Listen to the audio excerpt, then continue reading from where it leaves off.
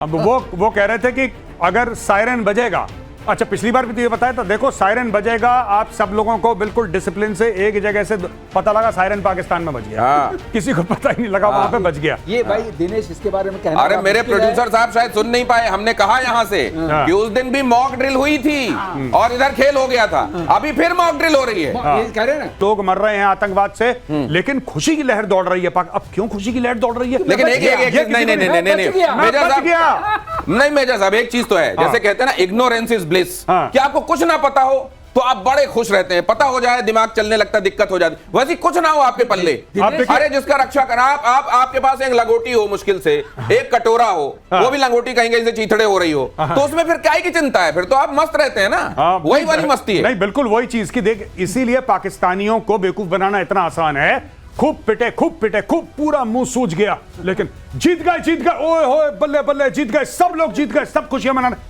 इसलिए happiness index उनका इतना बढ़ा हुआ है। वो उनको खुश करने में ज्यादा वक्त नहीं लगता, एक ट्वीट से खुश हो जाती पूरी कौम। पाकिस्तानी आर्मी का वोट नहीं, मुझको किसी ने बोला कि पाकिस्तानी आर्मी थल्ले फिर भी जीत की बल्ले बल्ले। ये देखिए जरा, पाकिस्तान बॉर्डर से लगे राज्यों से इस वक्त की बड़ी खबर, देश के 4 राज्यों में लोगों को अलर्ट रहने के लिए मॉक ड्रिल होगी।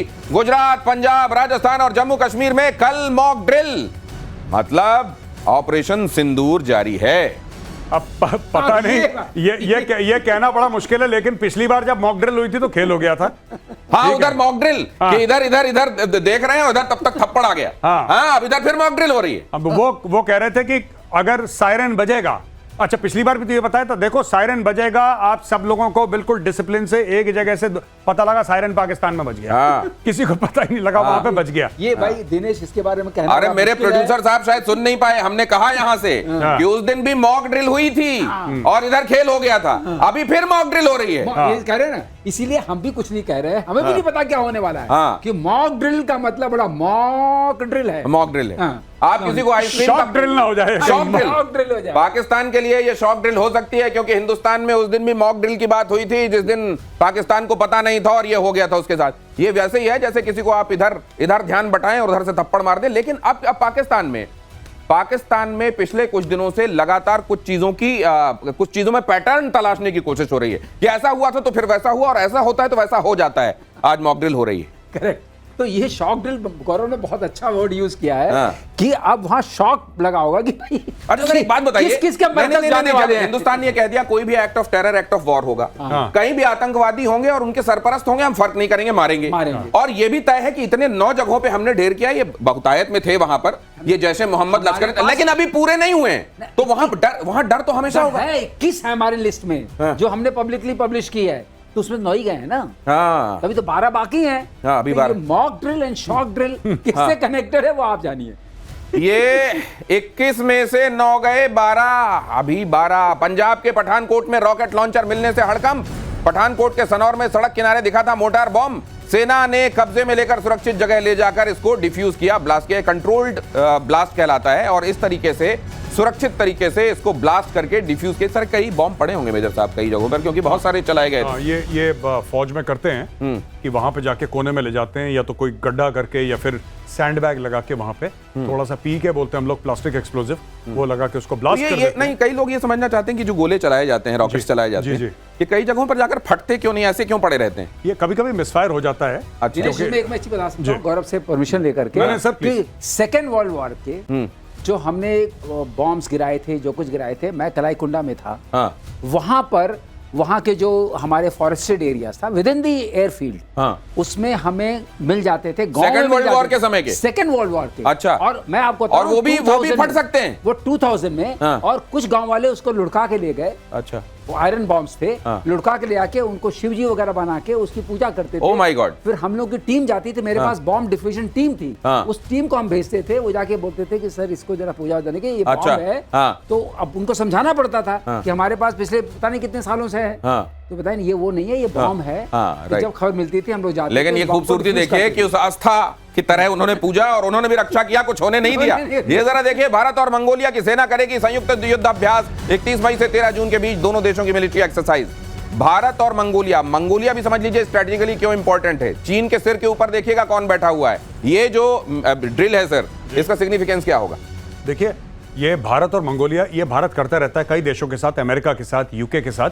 मंगोलिया और भारत के रिश्ते क्यों अच्छे हैं? देखिए, मंगोलिया बीच में फंसा हुआ है। मंगोलिया भी चीन का सताया हुआ है।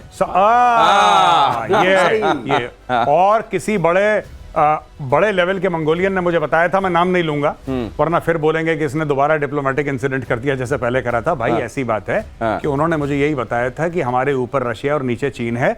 रशिया का तो फिर भी पता लग जाता है, Russia is in your face. अगर रशिया को एग्रेशन करना है मुंह पे करता है। कह रहे चाइना का कुछ पता नहीं लगता, बहुत धोखेबाज लोग हैं। So yes, this is very important and हमारे कॉमन एडवर्सरीज हैं। The Mongolians don't like the Chinese by the way. और एक जमाने में मंगोलियंस ने चाइना पे राज भी किया। राइट, वहां के घुड़सवार बहुत अच्छे होते हैं, बड़े कमाल के होते हैं वहां के घुड़सवारों को। कुश्ती वाले और घुड़सवार। बलोच नेता इधर देखिए, प्रधानमंत्री नरेंद्र मोदी को खत लिख रहे हैं। बलोचिस्तान के मानवाधिकार कार्यकर्ता मीर यार बलोच ने प्रधानमंत्री नरेंद्र मोदी को खुला खत लिखा। पाकिस्तान आतंकवाद की फसल लगाता है, आईएसआई हर महीने एक नया आतंकी संगठन बनाता है, बलूचिस्तान की आजादी का समर्थन करे भारत। ये बलोच नेता की तरफ से प्रधानमंत्री के नाम एक इल्तिजा की गई है। और प्रधानमंत्री ने भी लाल किले की प्राचीर से, आपको याद होगा 2016 में उन्होंने बलूचिस्तान का जिक्र किया था। तो ऐसा नहीं है कि भारत इस बात को समझ नहीं रहा है। जी नहीं, बिल्कुल समझ रहा है। और मुझे ऐसा लगता है कि अब भारत को बलूचिस्तान के लिए फ्रंट फुट पे आना पड़ेगा। ये एम्बिगुइटी बहुत ज्यादा हो गई है। भारत खुल के आए सामने। क्यों दुनिया करती है? आप एक बात बताइए, क्या तुर्की सपोर्ट नहीं करता है? राइट। क्या ईरान सपोर्ट नहीं करता है? तो भारत तो तुर्की और ईरान से बहुत बड़ा कद है भारत का।